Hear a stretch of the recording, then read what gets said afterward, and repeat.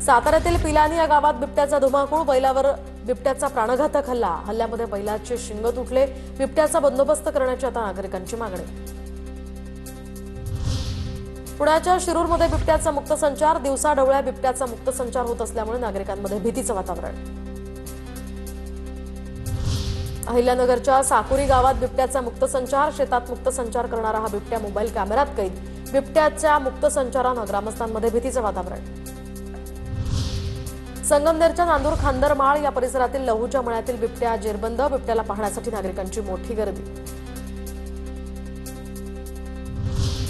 पुण्याच्या आंबे गावातील गवारवाडीमध्ये एक बिबट्या जेरबंद। वनविभागानं लावलेल्या पिंजऱ्यात बिबट्याला पकडण्यात यश। बिबट्या पाहण्यासाठी नागरिकांची मोठी गर्दी।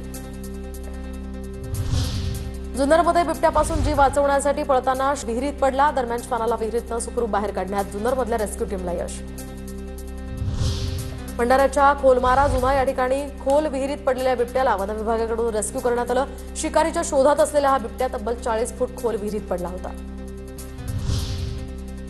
पुण्यात बिबट्याच्या दहशतीमुळे नागरिकांचं पिंजऱ्यात बसून आंदोलन। वनविभागाच्या विरोधात नागरिक आक्रमक। शेवाळवाडीजवळच्या भवरा वस्तीत नागरिकांचं आंदोलन।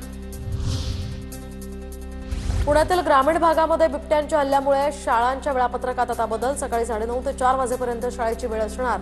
शिरूर, आंबेगाव, जुन्नरमधील 233 अतिसंवेदनशील शाळांसंदर्भात हे आदेश।